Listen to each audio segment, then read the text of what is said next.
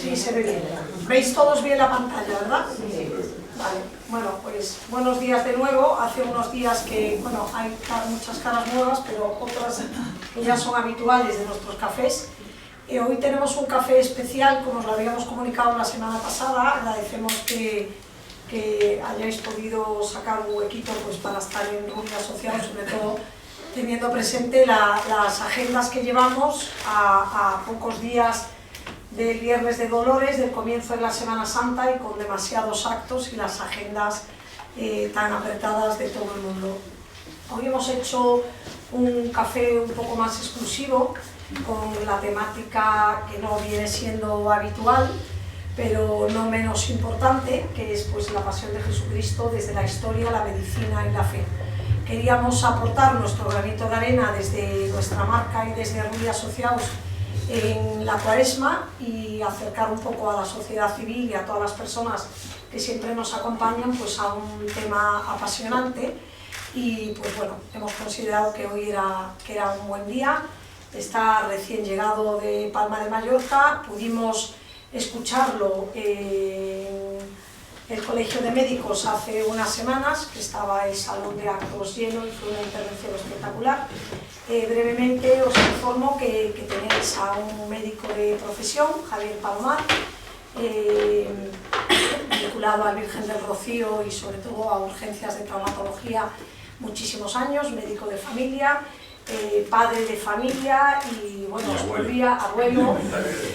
Os podría decir muchas cosas desde el terreno personal por la vinculación además familiar que tenemos, pero bueno, prefiero resumiros con una frase que siempre digo, aunque no se la suelo decir a él, pero es de las pocas buenas personas que he conocido en mi vida.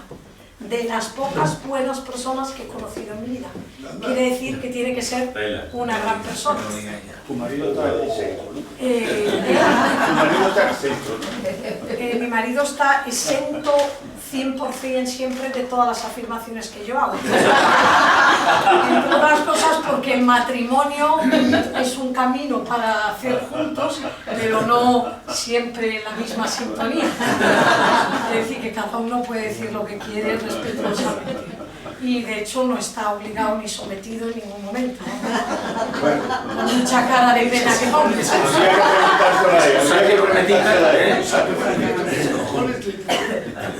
Pero bueno, ya desde que tiene al pater al lado parece que está más civilizado. No. Bueno, pues nada, que os agradecemos mucho el que estéis aquí. Y que nada, que seguimos avanzando, que vamos a dejarlo que empiece porque es una ponencia emocionante, sobre todo la pasión de Jesús, y el que quiera interrumpir y preguntar, aunque a él, como es tan metódico y disciplinar, le gusta contar y que después preguntéis. El que tenga que ausentarse, sin ningún problema, con naturalidad. Esto es una casa donde las normas se llevan a rajatabla, pero siempre con naturalidad, y al que le suene el móvil, si es posible que se vaya al office a hablar, que el otro día se pusieron a hablar aquí y eso queda muy feo. Y nada, gracias. Vale. Bueno, pues vale, muchas gracias. Gracias José Luis Ruiz y a Ana por haberme invitado a mí hoy aquí. Y muchas gracias por las cosas que me has dicho, porque está claro que son fruto del afecto que mutuamente nos tenemos. Y gracias a todos vosotros por venir hoy aquí. La verdad estoy un poco extrañado porque esta charla yo la he dado. Después si al final comento por qué surgió. La he dado en parroquias, en pueblos, en hermandades, en instituciones religiosas, inclusive cristiandad, los salesianos de Triana, en el Colegio de Médicos con la Asociación de Médicos Cofrades, la Hospitalidad de Lourdes a la que pertenezco, en fin. Y venir a este foro lo veo extraño, pero me encanta que hayáis venido. Bien, bueno, pues vamos a dedicar la la charla a hablar de la pasión de Jesucristo. Pero no me quiero quedar solamente a narrar los hechos sufridos en la propia persona de Jesucristo, sino que lo que me interesa sobre todo es comprender el porqué de la pasión de Jesucristo. Y para comprenderlo se hace necesario conocer, en primer lugar, a la persona de Jesucristo, que es el actor principal, ¿no? Y también conocer y analizar las circunstancias sociopolíticas y religiosas que se dieron en aquel contexto histórico. Y también, como médico, pues me interesaba también conocer un poco las circunstancias fisiopatológicas que tuvieron lugar en el organismo, en la persona de Jesucristo. Bien, pues, por ello vamos a hacer una exposición desde tres enfoques. En primer lugar, a partir de la historia. Y lo primero que hay que afirmar es que Jesús pertenece a la historia. Su existencia es un hecho histórico indiscutible. Vivió en una época perfectamente determinada y documentada. Nosotros, a la luz de la historia, vamos a hacer una aproximación breve al marco geográfico, a los acontecimientos históricos donde tuvo lugar el acontecimiento de la Pasión. Por otra parte, vamos a aproximarnos a la Pasión de Jesucristo bajo el prisma de la medicina, pero podremos emplear nuestras reglas físicas, nuestras leyes biológicas, nuestros límites científicos, pero siempre estaremos en el terreno de la hipótesis. Y como tal, es susceptible de variaciones según los tiempos, las técnicas, el conocimiento o el pensamiento. Y por último, también vamos a abordarlo a la luz de la fe. Haremos una aproximación a la persona de Jesús, sobre su vida y su mensaje, porque se hace necesario conocer a la persona de Jesucristo. ¿Quién era? ¿Qué hacía? ¿Qué decía? Para que aquella sociedad lo rechazara mayoritariamente. Y será a partir de estos tres enfoques como quizás podamos comprender mejor el porqué de la pasión de Jesucristo. Y en primer lugar, adentrándonos un poco en la historia, conozcamos el pueblo judío de la época. Palestina en tiempo de Jesús era un pueblo sometido a Roma, en el que se producían constantes revueltas por esta ocupación extranjera. Pero además los propios palestinos estaban unos en contra de otros. Judea tenía un odio obsesivo contra los habitantes de Samaria y al revés. También Judea menospreciaba a los de Galilea por considerarlos una raza mestiza y por estar ocupado por muchos paganos. Y los habitantes de Jerusalén, que era el núcleo principal y la capital de la nación, menospreciaban a todos los que no eran de allí, de la capital, de la ciudad de Jerusalén. Además existían enfrentamientos entre los distintos grupos políticos religiosos que existían en aquella época. Estaban en primer lugar los fariseos, que eran el grupo mayoritario, muy influyente, muy cumplidores de la ley y de las tradiciones, y que se creían prácticamente superiores a todos los demás. Los saduceos eran conservadores, y aunque menos numerosos, eran los más poderosos e influyentes. Los herodianos eran un pequeño grupo nostálgico, monárquico, de la época de Herodes el Grande. Los celotes eran republicanos y revolucionarios que se oponían a la dominación romana incluso con la violencia. Y los esenios, que era un grupo religioso dedicado a la ascesis y que prácticamente no intervenían mucho en el orden político y social. Vamos a hablar un poquito de Galilea en tiempo de Jesús. Vamos a aportar algunas ideas. Galilea, que era el país de Jesús, era un país verde y fértil, atravesado por las aguas del río Jordán, muy diferente a la zona montañosa de Samaria y a la zona áspera y escabrosa de Judea. El clima era suave, era un clima mediterráneo prácticamente. Galilea era una sociedad agraria que vivían del campo, para lo cual pues contaban pues, con algún burro, algunos bueyes o incluso algunos camellos. La región del lago era una comarca muy rica y muy poblada en torno al lago de Genesaret, o el lago de Galilea, de agua dulce y rico en pesca, y en el que asomaban tres importantes ciudades, que eran Cafarnaúm, Magdala y Tiberíades. Este pequeño país estaba sometido al imperio de Roma desde que el general Pompeyo entró en Jerusalén en la primavera del año 63 a.C. Pilato era el quinto prefecto de Roma, fue enviado por Tiberio a Palestina, que era una región difícil y problemática por las continuas revueltas. Su residencia oficial estaba en Cesarea Marítima, a orilla del mar Mediterráneo, a unos 100 kilómetros de Jerusalén. En Jerusalén, Pilato residía en un palacio fortaleza en el lugar más alto de la ciudad, conocida como la Torre Antonia, y que estaba próxima al templo. El Sanedrín, o Consejo de Ancianos, tenía como principal misión la de vigilar el cumplimiento de la Torá y de las tradiciones, y de legislar todo lo referente al reino. Era la máxima representación externa de su religión. Estaba presidida por el sumo sacerdote, junto con 70 personas más, generalmente muy influyentes, terratenientes, adinerados, aristócratas, generalmente del grupo de los fariseos. Y vamos a aproximarnos ahora a conocer un poco a Jesús. ¿Quién era Jesús? ¿Qué hacía? ¿Qué decía? Jesús se llamaba Yeshua, que quiere decir Yahvé salva. En su pueblo lo llamaban Yeshua bar Yosef, José, Jesús, el hijo de José, y también Yeshua Nanothri, Jesús de Nazaret. Jesús era galileo, judío, aunque Galilea estaba distante bastante de Judea, pero era mayoritariamente de religión judía. Jesús nace de forma accidental en la ciudad de Belén, distante a pocos kilómetros de Jerusalén, ciudad en la que también nació el rey David. Y nace a las afueras de la población, probablemente en alguna de esas cuevas que existen, donde se refugiaron porque no encontraron dónde poderse alojar. Yo personalmente, cuando estuve en Tierra Santa y visitamos Belén, estuve visitando una de estas cuevas, claro. Ahora está todo montado de cara al turismo, pero fue interesante. Bien. Jesús nace de María, en el seno de una humilde familia de Nazaret, una aldea pequeña de la Baja Galilea, casi desconocida, de 200 o como mucho 400 habitantes. Su padre José era un simple artesano carpintero que trabajaba con sus manos para sacar adelante a su familia. Era descendiente del rey David, porque nace en el seno en el que el padre José era descendiente del rey David. Su familia descendía del rey David, aunque fuera de una familia, digamos, venida a menos. Vivían en casas pequeñas de adobe y piedra, con suelos de tierra, que daban por detrás una zona común que compartían varias familias, donde se hacía buena parte de la vida doméstica, como moler el trigo, cocer el pan, donde los niños jugaban y donde también se reunían en tertulias los mayores. Tal vez los únicos estudios de Jesús fueron los cursados en una pequeña escuela rabínica de primaria de aquel pequeño pueblo. Jesús ejerce también como artesano carpintero y como trabajador eventual en lo que saliera, porque de un solo trabajo no se podía vivir prácticamente en un pueblo tan pequeño y tan pobre.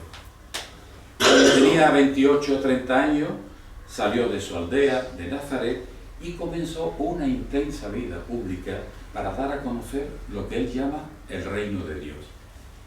Tuvo una relación muy intensa con un personaje notorio de la época, Juan el Bautista, que era familiar suyo y de quien se hizo bautizar en el Jordán como comienzo de una nueva misión.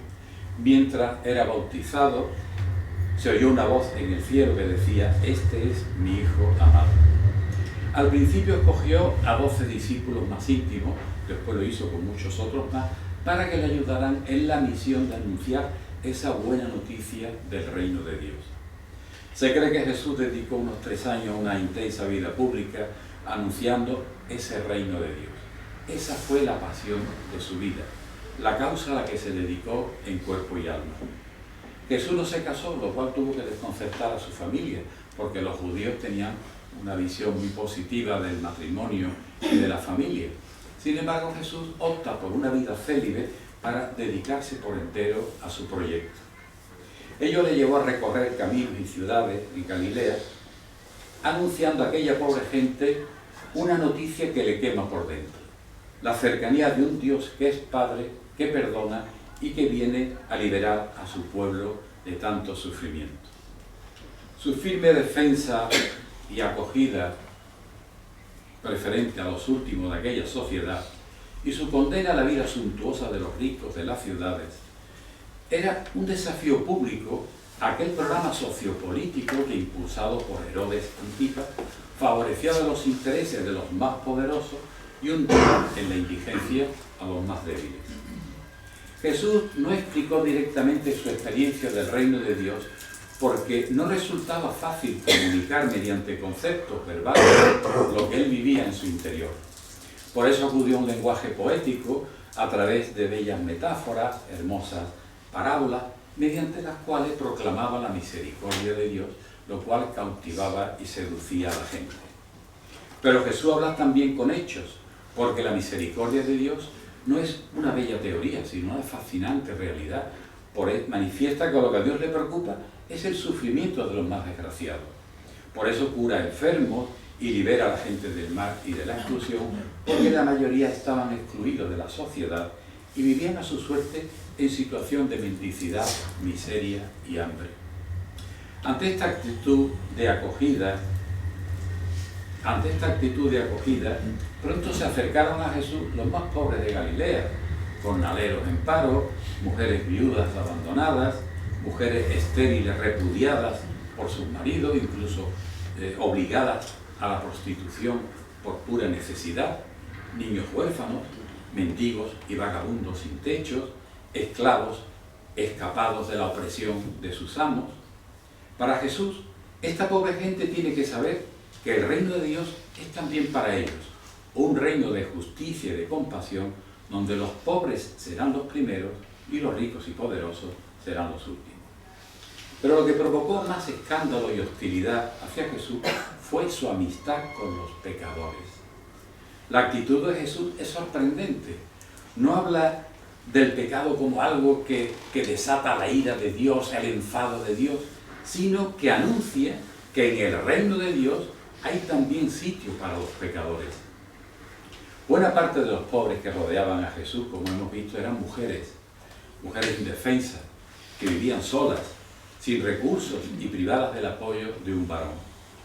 La mujer era propiedad del varón y vivía bajo su sumisión, en un estado de inferioridad, recluidas en el hogar, retiradas de la vida pública y cuya función social era servir fielmente a su hombre, a quien incluso tenían que lavar las manos y los pies, además de satisfacerlo sexualmente y darle hijos, mejor si eran varones.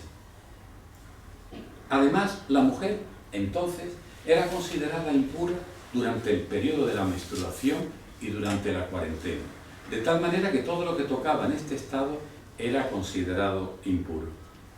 Jesús subvierte aquel sistema al promover una relación en la que todas las personas, hombres y mujeres, son creados y amados por Dios con igual dignidad y con la misma capacidad para escuchar el mensaje del reino de Dios y entrar en él. El pueblo judío se sentía muy orgulloso de la ley, de la Torá que Dios mismo había regalado a su pueblo por medio de Moisés. Jesús no vino a abolir nunca la ley, nunca se pronunció de manera explícita en contra de ella, sino que vino a darle plenitud. A pesar de su condición de judío, Jesús no vive pendiente de la observancia escrupulosa de la ley. Por eso, cuando hay que actuar al margen de la ley y de la Torá para hacer la voluntad de Dios, pues lo hace sencillamente. Jesús se entrometía en asuntos judiciales que eran competencia exclusiva del Sanedrín, como en el caso de no condenar a una mujer adúltera, que según la ley de Moisés, como está reflejado en el Levítico y en el Deuteronomio, mandaba lapidar. Sin embargo, Jesús, en contra de la ley, la perdona. Jesús infringía también la ley sagrada del descanso del sábado, curando enfermos, porque para Jesús Dios no había creado el sábado para crear una carga al pueblo, a la gente. El trágico final de Jesús no fue una sorpresa. Se había ido gestando desde que comenzó a anunciar ese proyecto del reino de Dios que llevaba en su corazón. Mientras la gente lo acogía con entusiasmo, sin embargo, en diversos sectores del poder religioso, político y económico, se iba despertando la alarma. Para ellos, aquel hombre era peligroso, era un estorbo y una amenaza. Su programa para acoger el reino de Dios y su justicia era un desafío al sistema sociopolítico imperante. Por una parte, Jesús tuvo... ¿Qué le pasa a esto?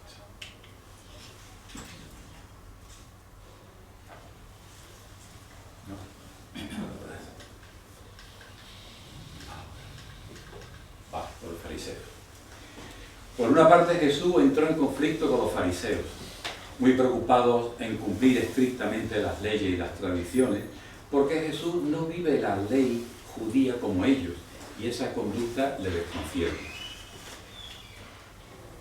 Pero la verdadera amenaza contra él proviene de otros sectores, como la aristocracia sacerdotal del templo, formada por una minoría con grandes riquezas y mansiones, poderosos y corruptos, que vivían de los diezmos y tasas para el templo.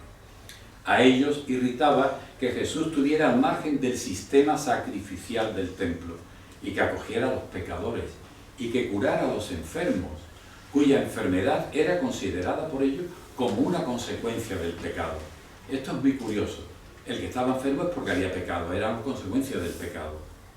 Empezó a cundir el temor en el mismo Sanedrín cuando le llegaban noticias de que el Galileo en sus discursos aconsejaba no acudir al templo a ofrecer sacrificio de animales para dirigirse a Dios, sacrificio que tanto dinero les dejaba. Otro sector hostil a Jesús eran las familias del entorno del tetrarca Herodes Antipas. Jesús no tiene reparo en mostrar desagrado por Herodes, a quien incluso le llama zorra, y que había ejecutado a Juan Bautista, que era familiar y además era un profeta muy admirado por él. Y por otra parte tuvo problemas con la autoridad romana, que ostentaba el máximo poder.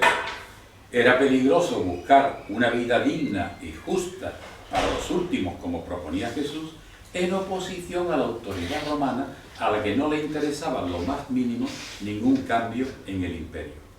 Sin embargo, Jesús acepta la persecución y hasta el martirio por coherencia y fidelidad al proyecto del Padre.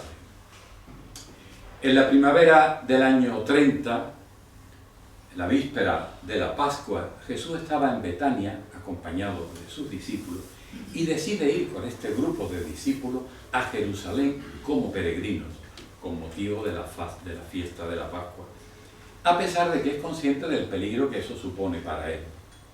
El grupo llega a las puertas de la ciudad y Jesús decide entrar montado en un burro, en un asno.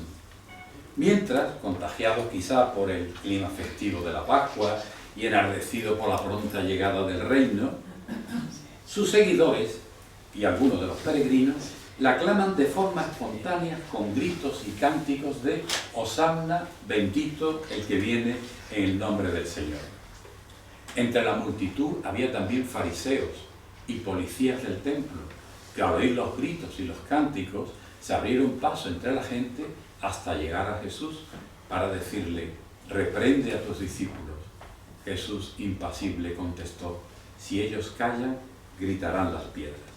Aquello fue un duro golpe para los fariseos, que se quedaron prácticamente sin palabras.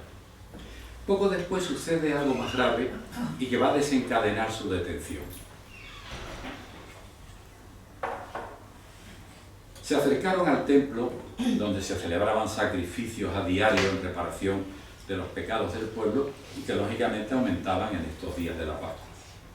En los alrededores del templo, y para facilitar los sacrificios, había un inmenso mercado de animales, de palomas, corderos, carneros, los cuales había que comprar con la moneda acuñada en el propio templo, que era el shekel, y que era la única moneda que se aceptaba, para lo cual había también cambistas para favorecer el cambio de estas monedas. El negocio era increíble y no siempre limpio. El templo se había convertido en fuente de poder y de riqueza de una minoría aristócrata que vivía a costa de los sectores débiles que iban al templo a ofrecer los sacrificios. Este es el panorama que se encuentra Jesús al llegar al templo. Para Jesús, el reino de Dios choca frontalmente con aquel sistema. Por eso se opone al tráfico de mercancías dentro del templo, echando a los vendedores y a los cambistas, mientras les decía: mi casa es casa de oración y vosotros la habéis convertido en cueva de ladrones. Este gesto de protesta de Jesús está cargado de una inmensa fuerza profética y de un significado de consecuencias imprevisibles. Jesús sabe que tiene las horas contadas, por eso organiza una cena especial de despedida con los suyos allí en la ciudad santa. Durante la cena les dice: os aseguro, ya no beberé más del fruto de la vid hasta el día que lo beba en el reino de Dios. Eso suena como una despedida, es como una despedida. En un momento determinado de la cena, Jesús se levantó de la mesa, deja su puesto y como un esclavo comienza a lavar los pies a sus discípulos para darle ejemplo y hacerles ver que sus seguidores deberían vivir en una actitud de servicio mutuo. Por ello les dice: yo, que soy el Señor, os he lavado los pies y os he dado ejemplo para que hagáis lo mismo que yo he hecho. En la cena Jesús bendice y reparte el pan entre ellos mientras le dice: esto es mi cuerpo. Después invita a todos sus discípulos a que beban su misma copa del vino que había bendecido, mientras le dice: esta copa es la nueva alianza en mi sangre. Por último, Jesús comunica sus últimas recomendaciones, algo así como su testamento, sus últimas voluntades, y les dice: os doy un mandamiento nuevo, que os améis los unos a los otros. En esto conocerán todos que sois discípulos míos, en que os tenéis amor los unos a los otros. Bien, y después de haber hecho esta aproximación a la época y a las personas de Jesús, entramos de lleno en lo que va a ser su pasión y muerte. Tras la cena, Jesús se retira a orar al huerto de Getsemaní, que es donde solía descansar habitualmente con sus discípulos cada vez que venían a Jerusalén. Una vez allí se puso a orar, y a pesar de que los judíos tenían la costumbre de orar siempre de pie, él estaba echado en el suelo, como angustiado. Así lo definen Lucas y los otros evangelios: orando echado en tierra. Mateo en su evangelio dice que, tomando consigo a Pedro y a los hijos de Zebedeo, comenzó a entristecerse y a angustiarse. Después dijo: mi alma está triste mortalmente, quedaos aquí y velad conmigo. Parece que necesitaba compañía en esos momentos difíciles. Marco expresa este estado de ánimo con estas palabras: mi espíritu está triste hasta el punto de morir. Se siente desamparado, roto, abatido y entra en un estado de ansiedad extrema. Experimenta temor ante lo que le espera. La carta a los Hebreos dice que al orar se le saltaban las lágrimas.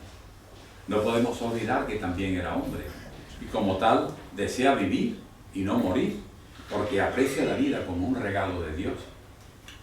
Jesús se abandona totalmente a la voluntad del Padre y se dirige a él orando con estas palabras: Abba, Padre, todo es posible para ti. Aparta de mí esta copa, pero no se haga lo que yo quiero, sino lo que quieres tú. Jesús entra en un estado de agonía. San Lucas usó este término para expresar esta dramática situación como un estado de ansiedad ante un mal inminente e inevitable. Sentía la proximidad de la muerte. Sentía que iba a ser traicionado por el amigo que había escogido, Judas. Sentía que iba a ser abandonado por muchos compañeros íntimos. Sentía que iba a ser negado por Pedro, en quien había depositado toda su autoridad. Sentía la incomprensión de su pueblo, a quien él quería. Y sentía como Jerusalén, sobre la que había llorado días antes, iba a pedir a gritos su muerte. Esta noche en Getsemaní, Jesús padeció la soledad humana al sentirse abandonado por todos. Pero también padece la soledad divina, al sentir que el Padre no puede hacer nada, porque para eso había venido al mundo. Comprende que él solo tiene que sufrirlo. Es una soledad terrible. En el contexto de esta situación de agonía, aparece en Jesús un fenómeno excepcional: el sudor de sangre, la hematidrosis. El sudor de sangre es un proceso raro, discutido, incluso negado, de la pasión. Se cree que es una reacción inusitada de nuestro organismo ante situaciones extremas. La hematidrosis tiene un trasfondo psicoafectivo y psicógeno. Y aunque desde el punto de vista de la medicina quedan muchas dudas que aclarar al respecto, este fenómeno de la hematidrosis parece que se produce por una situación de shock histamínico debido a la liberación de histamina en el organismo. Ello produce un efecto vasodilatador sobre los capilares sanguíneos cutáneos, modificando su permeabilidad, lo cual provoca el paso del líquido plasmático e incluso hematíes a las glándulas sudoríparas, dando lugar a la exteriorización del sudor mezclado con elementos sanguíneos. San Lucas, que era médico, es el único de los evangelistas que describe el sudor de sangre. No fue testigo ocular, pero relata este excepcional pasaje con estas palabras: y sumido en agonía, su sudor se hizo como coágulos de sangre que caían hasta la tierra. En plena noche irrumpen en el huerto de Getsemaní las fuerzas del templo mandados por el Sanedrín con el objetivo de apresar a Jesús. No eran soldados romanos, como muchos creíamos. Para ello, uno de los 12, Judas, presta su colaboración para localizarlo y prenderlo. No hubo problema en su detención. Jesús lo único que pidió es que dejaran tranquilos a sus discípulos porque ellos no tenían nada que ver en el asunto. Tras ser detenido Jesús, los discípulos huyen asustados y con miedo hacia Galilea. Es una reacción instintiva y natural y comprensible para salvar sus vidas y no una pérdida de confianza o de fe en el Maestro. A partir de aquí, Jesús se ve totalmente solo. Amparados en la noche, lo llevaron directamente a la casa de Anás. Y nos podemos preguntar, ¿y por qué Anás si no era la máxima autoridad? Anás había sido sumo sacerdote durante nada menos que 9 años. Era un hombre poderoso e influyente en la esfera religiosa y política de Jerusalén. Le siguieron en el cargo 5 hijos suyos, también sumos sacerdotes. Y en ese momento era Caifás, que era su yerno, quien ejercía el cargo de sumo sacerdote. Como podemos ver, era una familia muy influyente en la escena político-religiosa.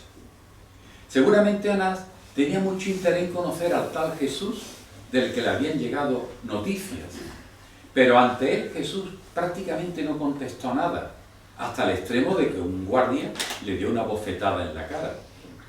Oficialmente Anás no podía hacer mucho, por ello fue llevado a la casa de Caifás, que era en ese momento el sumo sacerdote.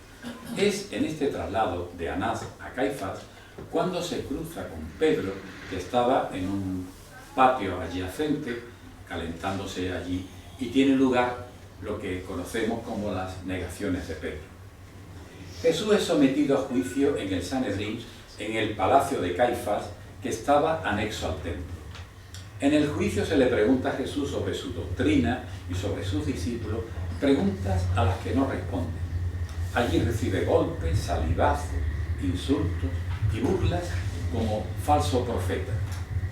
Ante el fracaso de los interrogatorios, el propio sumo sacerdote, de una manera totalmente ilegal, tuvo que intervenir con el fin de encontrar motivos para la condena. La ley romana, la ley judía y la de todos los pueblos prohibían que el juez inculpara directamente al reo o que le condujera a autoinculparse. Caifás hizo las dos cosas. Y como esta, según estudios realizados, se cometieron hasta 17 irregularidades, la mayoría de las cuales hubieran invalidado tanto el juicio como la sentencia. El Consejo de Caifás toma un veredicto unánime: es reo de muerte por haberse proclamado hijo de Dios, tomando la resolución de entregarlo a Pilato porque el Sanedrín carecía de poder para ejecutar la sentencia, solo podía hacerlo la autoridad romana. Así que llevaron a Jesús ante Pilato, acusándolo de la máxima falta que podía cometerse, el haber dicho que era hijo de Dios y según la ley debía morir porque eso es una blasfemia contra la unidad de Dios. Pilato escuchó la acusación y se encogió de hombros, pues esta acusación no entraba dentro de lo contemplado en la ley romana. Se trataba de una cuestión religiosa y extrajudicial y por tanto no era de su competencia. Y así lo comunicó a la comisión del Sanedrín con estas palabras: no encuentro causa alguna de condena. Ante este fracaso, Los jefes del pueblo judío vieron que era esencial encontrar una causa que cayera de lleno bajo el peso de la ley romana para exponérsela a Pilato y que no la rechazara de nuevo. Hacía unos días que Jesús había permitido que se le aclamase como hijo de David. El ser hijo del rey David era interpretado por ellos como el que iba a ser su rey, su sucesor. Así pues, esta segunda acusación iría en contra del emperador, y lo manifestaron para congraciarse con Pilato con estas palabras: ha querido hacerse rey, y nosotros no tenemos otro rey que el César. Pilato tomó de nuevo aparte a Jesús, le hizo varias preguntas sobre su realeza, pero no sacó nada en claro en este interrogatorio, no encontrando causa justa nada menos que para una condena a muerte. Además, había curado a un asistente de un centurión, que era romano, con lo cual daba a entender que no era antirromano. Y además había establecido en público una separación entre el poder civil y religioso cuando dijo: dar al César lo que es del César y a Dios lo que es de Dios. Pilato vislumbró una posible solución del caso. Aprovechando la visita a Jerusalén de Herodes Antipas, el rey de Galilea, con ocasión de la fiesta de la Pascua, y sabiendo que Jesús era galileo y por tanto súbdito suyo, le envió a Jesús a ver si le resolvía la cuestión. Al no responder Jesús a ninguna de las preguntas de Herodes, éste se sintió humillado y como represalia comenzó a mofarse con risas y bromas pesadas delante de toda la corte. Tras ello, y sin haber sacado ni una sola palabra, Herodes devolvió de nuevo Jesús a Pilato a la Torre Antonia. Los sumos sacerdotes temieron que el caso se le pudiera escapar de las manos. Por ello, convencieron a la gente de que pidieran la condena de Jesús. Los jefes del pueblo pidieron a Pilato que acelerase la condena a la vista que era algo que estaba pidiendo el pueblo. Pero Pilato le contestó: ni Herodes ni yo encontramos causa alguna de condena en este hombre. No obstante, Pilato comprendió que el problema tenía que resolverlo él solo, porque a pesar de su razonamiento, oía a la gente gritar en la calle: crucifícalo, crucifícalo. Después de los fracasos anteriores, Pilato, para contentar a la gente, ensaya una nueva estrategia. Aprovechando la costumbre de soltar a un preso condenado con motivo de la Pascua que se iba a celebrar, decidió que fuera un tal Barrabás, que ya estaba condenado por robo y asesinato. Pilato estaba seguro de que todo el mundo preferiría liberarse de un asesino confeso como era Barrabás. Pero cuando pregunta al pueblo, este pide que soltase al criminal, exigiendo la crucifixión de Jesús. Este revés desconcertó de nuevo a Pilato. El temor a una sublevación popular le hizo reflexionar. Por ello recurrió a aplicar a Jesús un castigo duro y ejemplar mediante la célebre correctio, que podría contentar así al pueblo al dejarlo en un estado deplorable para que la gente se compadeciera de él, sintiera lástima y aceptase el que fuese dejado en libertad. Con ello Pilato se estaba extralimitando en sus funciones, ya que según la ley romana no podía castigar a un simple acusado que no estaba ni juzgado ni condenado. Vamos a hablar un poquito de la correctio, brevemente.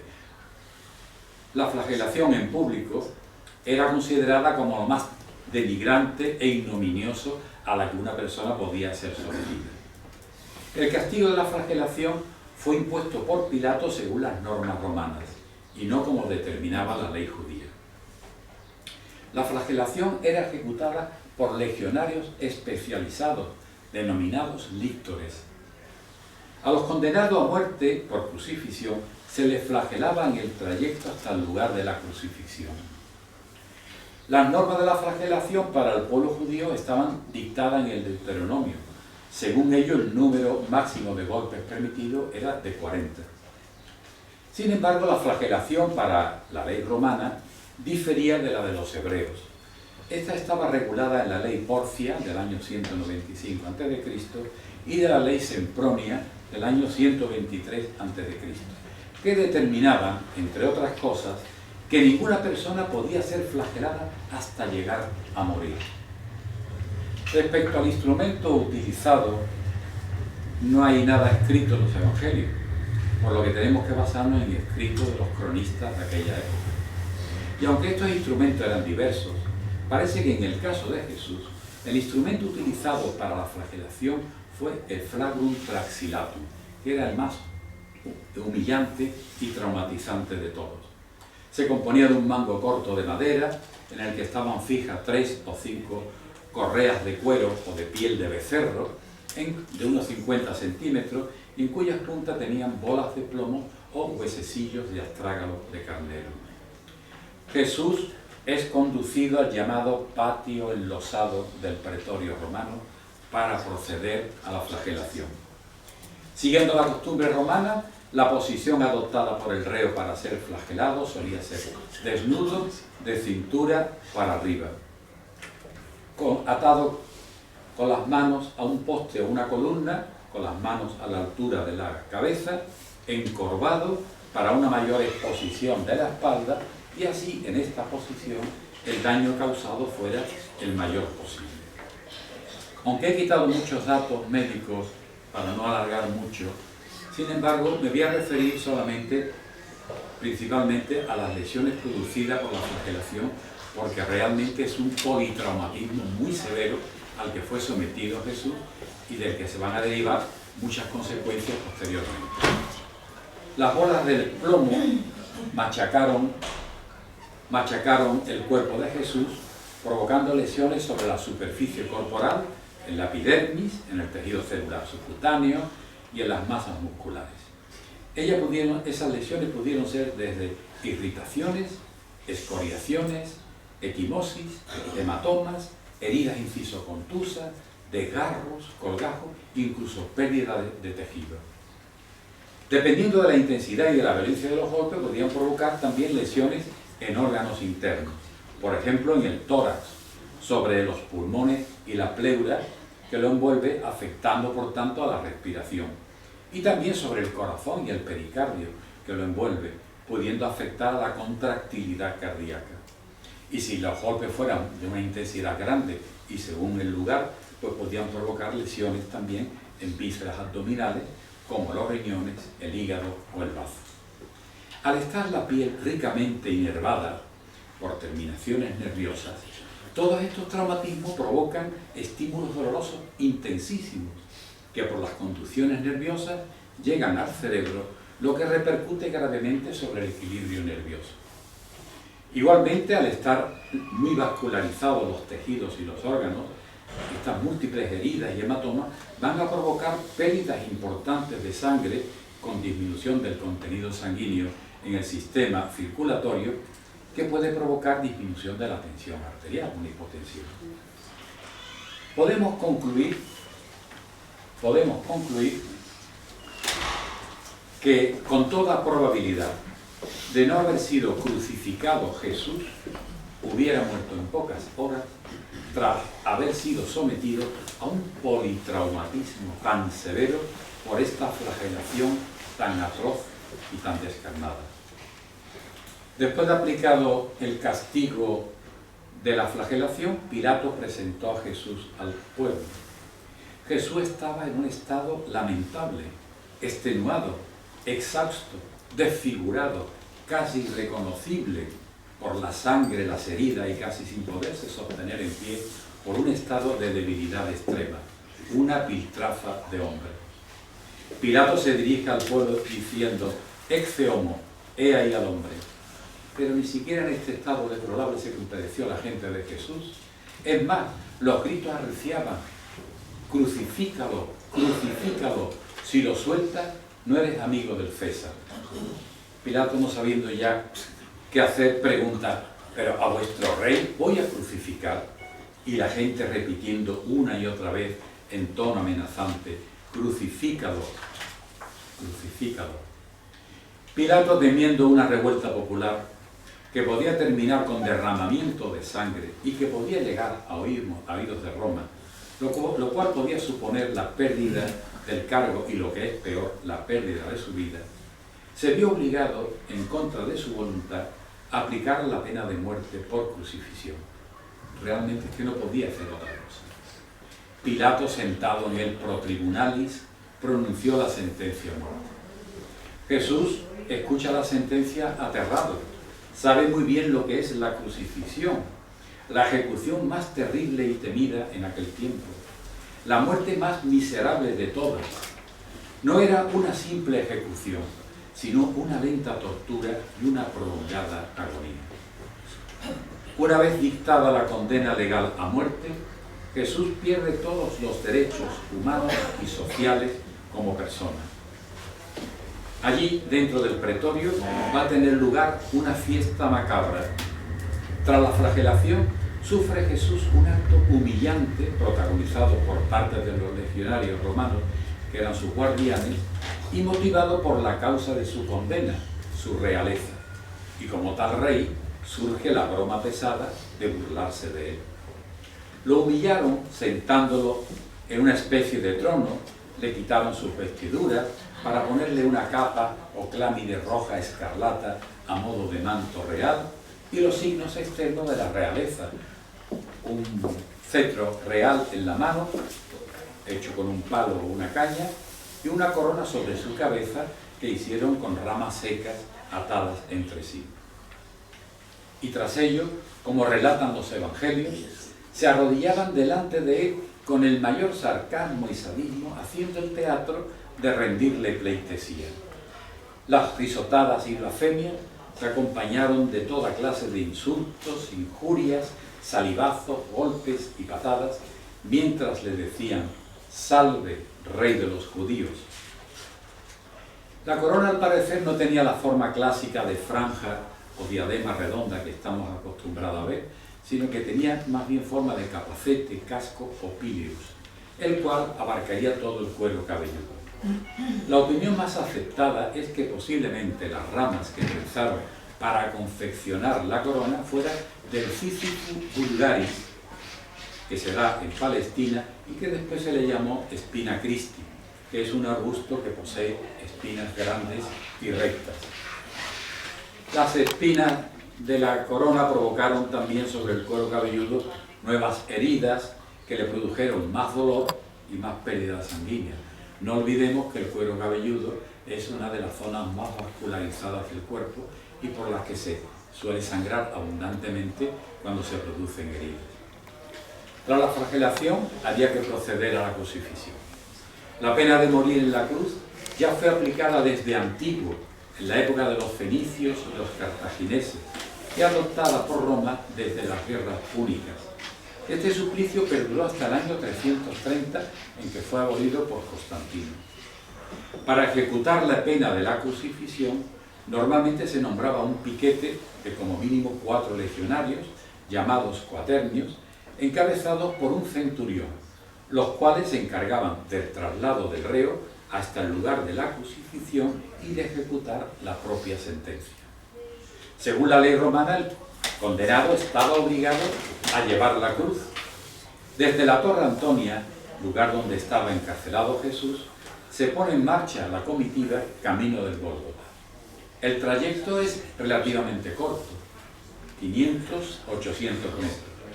La comitiva se pondría en marcha a la hora sexta, sobre las 11 de la mañana. Era el mes de abril y a esa hora en Judea el día suele ser caluroso y soleado. Tanto el lugar de la crucifixión como el trayecto del recorrido hasta este eran lugares bien visibles y concurridos, elegidos con el propósito de dar la máxima difusión a la pena y conseguir un objetivo disuasorio en la población. El estado físico de Jesús, cuando comenzó a caminar, como hemos visto, era lamentable, con una debilidad extrema por el desgaste físico sufrido por la flagelación. El centurión y los soldados temen que Jesús no llegue vivo al lugar de la ejecución. Casi no podía andar, ni mantenerse en pie, y mucho menos soportar sobre sí un peso añadido como es la cruz. Pero la ley obligaba a que el reo llegara vivo al lugar de la ejecución. Así que, ansioso por terminar pronto con la crucifixión, el centurión obliga a un hombre que venía del campo a celebrar la fiesta de la Pascua para que transportara la cruz, Sabemos que se llamaba Simón y era de la ciudad de Cirene, en la actual Libia. Y no lo hace por compasión, sino por necesidad, para que llegara vivo al lugar de la ejecución y del sacrificio, porque estaba medio muerto. El peso de la cruz va a dar lugar también a otras lesiones añadidas a su ya deteriorado estado físico por el roce de la cruz sobre la piel, los músculos, sobre el corazón, sobre los pulmones y trastornos generales que lo pasamos de corrido. En este estado físico tan lamentable en que iba Jesús y teniendo que soportar el peso de la cruz, no es de extrañar que en el recorrido hasta el Calvario sufriera caídas al suelo, el cual suponemos que estaría mal enlosado con piedras irregulares y salientes.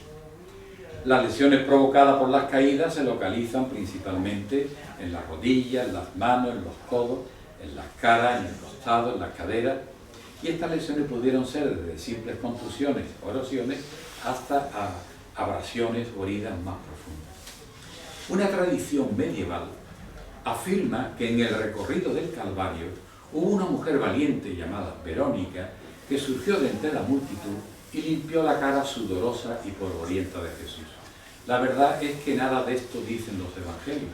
Parece más bien que se trata de una tradición piadosa. Sin embargo, sí es cierto históricamente que existía en Jerusalén una asociación de dignas mujeres que por una práctica piadosa ofrecían a los sentenciados a muerte vino mirrado, el cual tenía efectos anestésicos y sedantes. Según dice el Evangelio de San Marcos, se lo ofrecieron a Jesús, pero no lo tomó para no ensombrecer su entrega total y valiente a la muerte que le esperaba.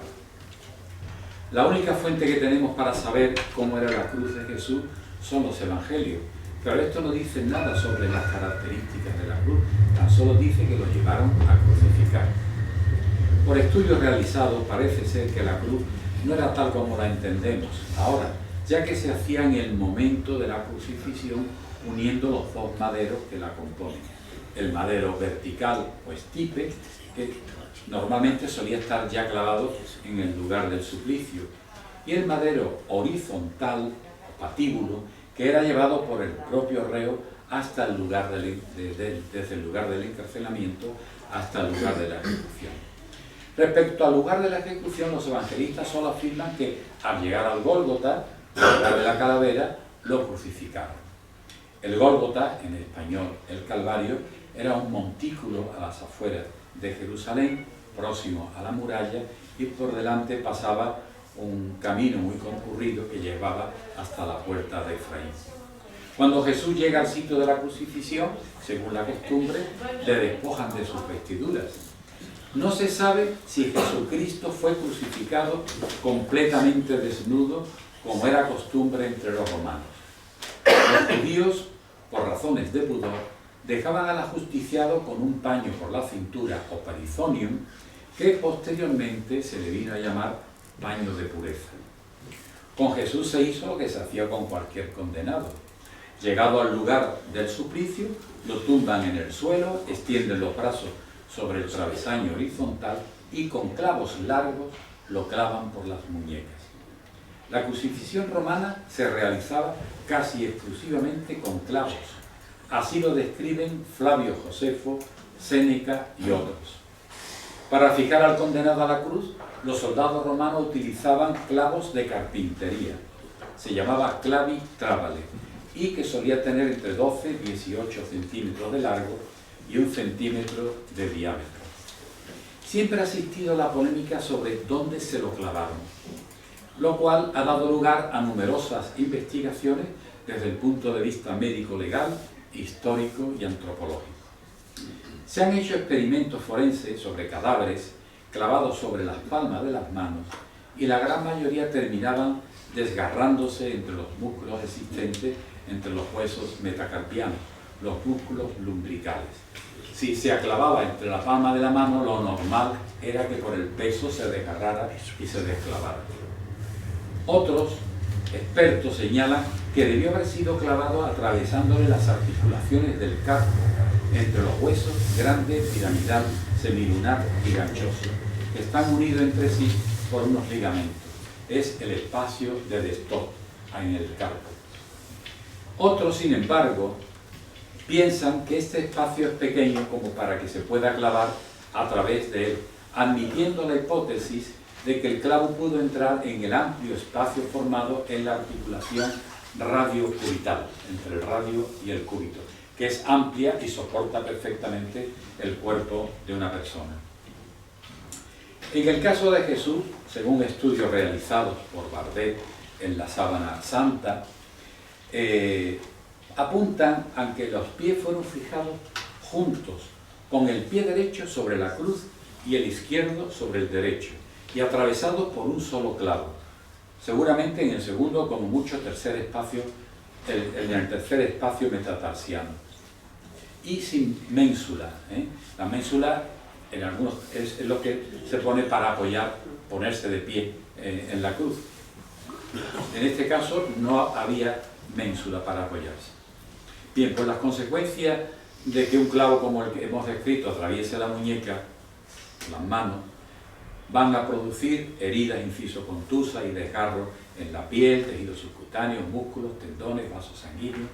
Va a provocar contusión y erosión del periósteo, que es la capa superficial de los huesos, que es una capa muy sensible, y también contusión traumática del nervio mediano, que es un nervio importante que pasa por la muñeca, que es un nervio sensitivo y motor.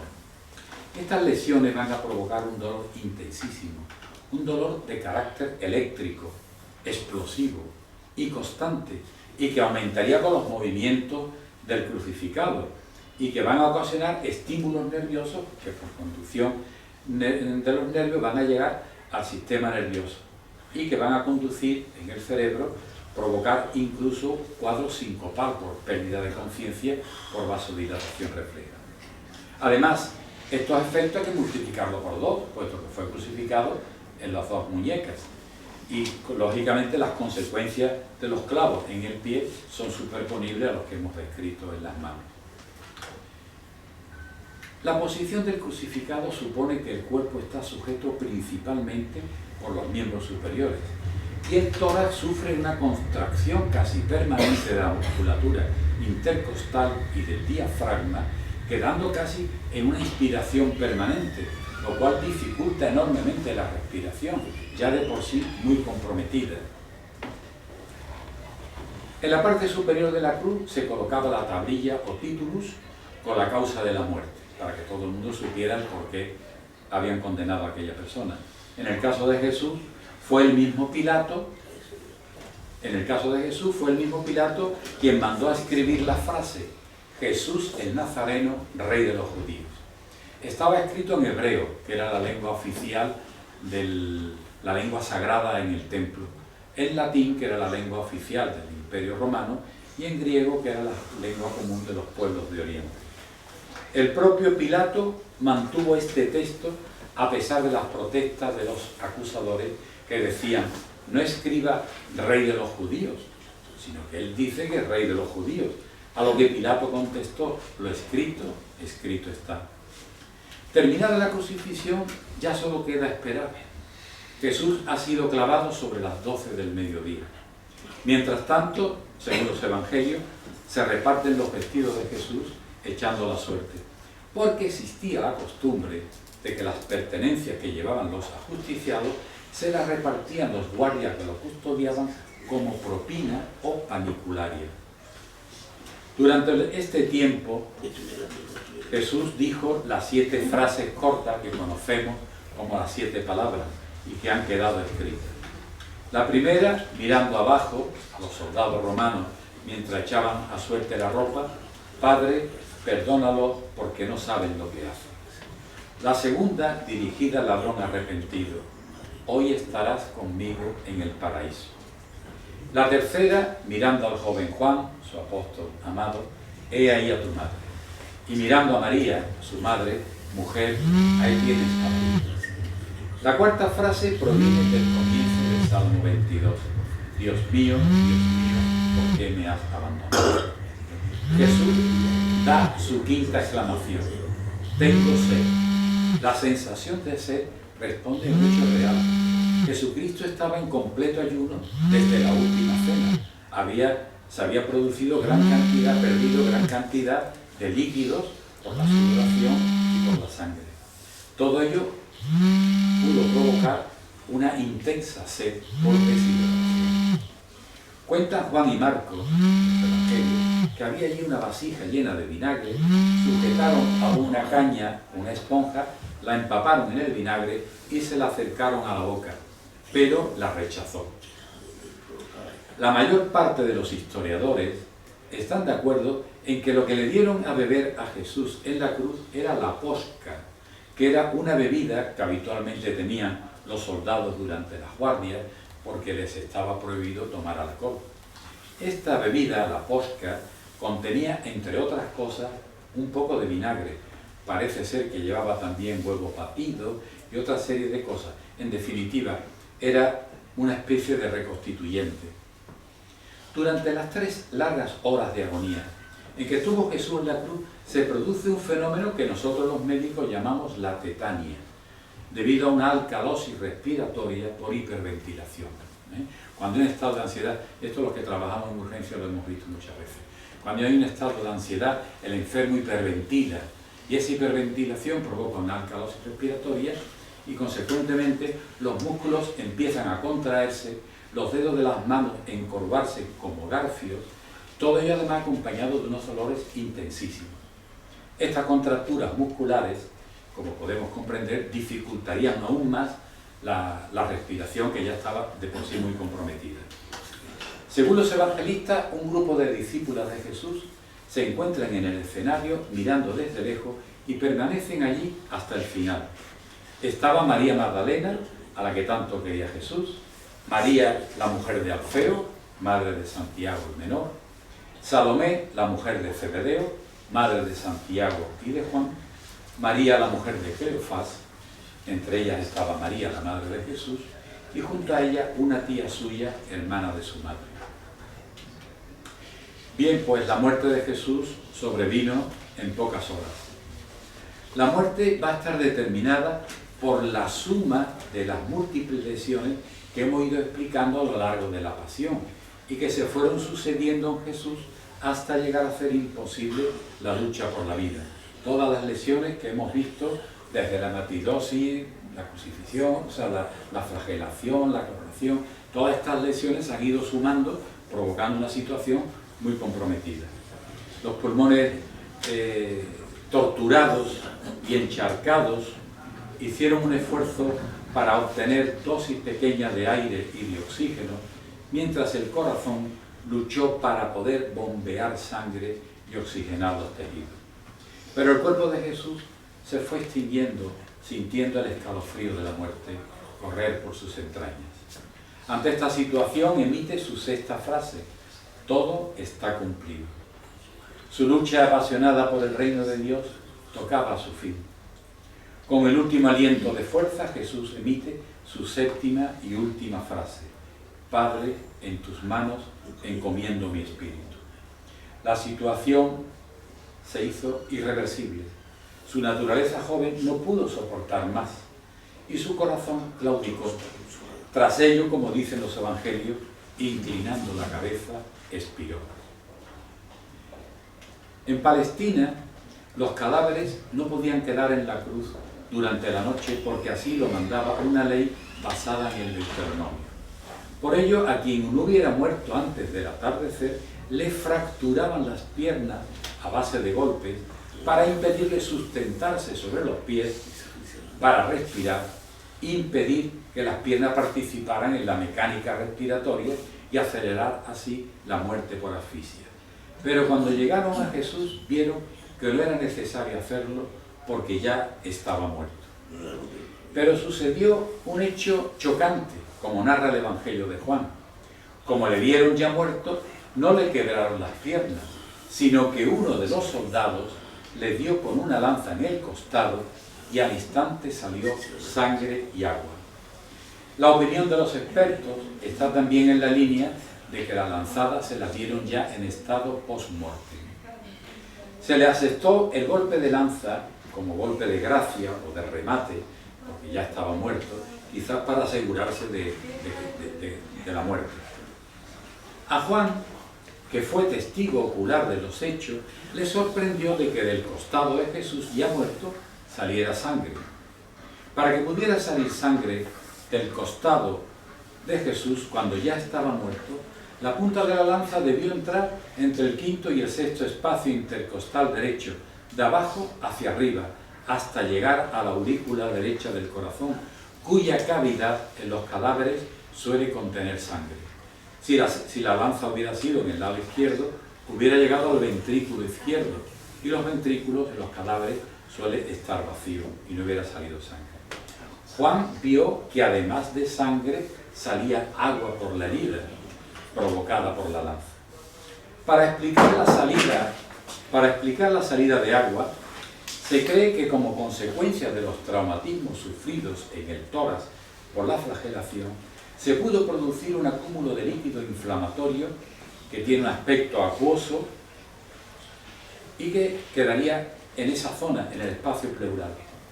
También se cree que este líquido transparente, parecido al agua, se acumularía en la cavidad pericárdica que envuelve el corazón, motivado por una inflamación del pericardio, lo cual va a provocar este trasudado líquido que se acumula en esta cavidad virtual debido a un origen traumático, como era en el caso de Jesús. Así, se puede comprender que al entrar la lanza por el lado izquierdo hasta la aurícula, atravesaría primero el espacio pleural y la cavidad pericárdica, saliendo en primer lugar líquido acuoso, y después al llegar a la aurícula saldría el contenido, la sangre. Bien, la lanzada se la dio un soldado y no parece que fuera realizado montado a caballo, ya que el soldado pertenecía a infantería, como todos los encargados de los ajusticiamientos. Esta lanza que usaban los legionarios de a pie se le llamaba longes, y a los que lo usaban le llamaban longivos. Bien, pues podemos concluir que de no haber muerto Jesús en la cruz por todas las lesiones que ya vimos anteriormente, el golpe de la lanza por el legionario hubiera acabado con su vida al instante. Aquí no me entretengo, hubiera provocado un neumotórax, una laceración cardíaca, incluso una exsanguinación. Con lo cual, eso era mortal de necesidad. Bien, pues Jesús murió la víspera de la fiesta de la Pascua, la cual comenzaba a la caída del sol del día anterior, cuando según la tradición no podía distinguirse entre un hilo blanco y un hilo negro. Quedaban ya pocas horas para enterrarlo, porque el sábado era día de descanso y no se podía hacer trabajo físico. Tras ello, hubo que realizarse la difícil tarea de desclavar el cadáver de la cruz, para lo cual se calcula que se necesitó como mínimo de 5 personas. Y después de descenderlo, se realizó el traslado al sepulcro. Antes de enterrarlo, según la costumbre judía, lo lavaron con agua caliente, que era lo habitual, del sudor, de la sangre, del polvo acumulado en la superficie corporal. Lo envolvieron en un lienzo blanco que lo cubría por delante y por detrás y lo depositaron en la antecámara del sepulcro. Rodaron la piedra redonda en la entrada y se marcharon porque se hizo de noche, con la intención de terminar la labor de preparación del cadáver una vez terminada la fiesta, en que vendrían las mujeres con las esencias perfumadas, como era habitual, para completar el ritual del embalsamamiento. Y así hemos llegado al final de la pasión y muerte de Jesús. Llegado a este momento sobrecogedor, en que contemplamos a Jesús muerto y enterrado en un frío sepulcro, tras una pasión tan cruel y brutal, nos preguntamos: ¿por qué ocurrió esto? ¿Por qué este triste final? Esa es también la pregunta que se hacían los seguidores de Jesús. ¿Por qué abandonó Dios a aquel hombre ejecutado injustamente por defender su causa? Al que, lleno de su espíritu, había infundido salud y vida a tantos enfermos y desvalidos, y había despertado tanta esperanza en la gente en el reino de Dios que él anunciaba. Todo este acontecimiento no tendría sentido si no lo contemplamos a la luz de la fe. Y es que desde la fe No nos quedamos con un Cristo muerto y sepultado, aparentemente fracasado, tanto Él como persona, como su mensaje revolucionario de amor para los hombres, porque sucede un hecho extraordinario que le da pleno sentido y justificación a este aparente fracaso de Jesús que va a ser su resurrección. Todos los evangelistas comentan que pasado el sábado, muy de mañana, volvieron las mujeres para terminar de preparar el cuerpo de Jesús, por ser considerado una labor más propia de las mujeres en aquella época, y con sorpresa se lo encontraron abierto y vacío, mientras un ángel le comunicaba que Jesús de Nazaret había resucitado. Al poco tiempo sucede algo difícil de explicar. Estos discípulos que habían huido a Galilea desolados y muertos de miedo, vuelven de nuevo nada menos que a Jerusalén, a pesar del peligro que ello supone para su seguridad. Ellos se reúnen en nombre de Jesús, proclamando a todos que Jesús está vivo, que Dios lo ha resucitado entre los muertos. Jesús se deja ver, pero las apariciones de Jesús a sus discípulos tras la resurrección no es una vuelta de nuevo a la vida terrena de antes, a esta vida biológica que conocemos. La resurrección no es la reanimación de un cadáver, es mucho más. Él es sin duda Jesús, no es una ilusión, pero un Jesús con una existencia nueva. Tanto es así que ellos no lo reconocen de inmediato, como ocurrió con los discípulos del Maús y posteriormente cuando se apareció al resto de otros discípulos en el cenáculo. Jesús, al resucitar, entra definitivamente en la vida de Dios, donde ya la muerte no tiene ningún poder sobre él. Esta acción de Dios, acogiendo a Jesús, es un acontecimiento que desborda esta vida humana donde nosotros nos movemos y desborda toda nuestra capacidad de entendimiento humano. Pero Jesús es solo el primero, el primogénito de entre los muertos, el primero que ha nacido a esta nueva y definitiva vida de Dios, para que también todos nosotros podamos disfrutar de esta nueva vida en plenitud. Bien, y con estas palabras sobre la resurrección de Jesús como fuente de salvación para toda la humanidad, quiero terminar mi intervención, porque solo desde esta dimensión, desde la resurrección, podremos comprender mejor toda esta pasión de Jesús de Nazaret, el cual murió por amor a todos nosotros. Esto es lo que le da verdadero sentido y grandeza a nuestra fe y es la causa de nuestra esperanza y de nuestra alegría. De ahí que en la noche de la Pascua, ya próxima, cuando toda la creación baile y se estremezca de alegría y repiquen alegres las campanas de las iglesias de todo el mundo, podamos cantar jubilosos con todo el pueblo de Dios que Cristo ha resucitado. Aleluya. Muchas gracias.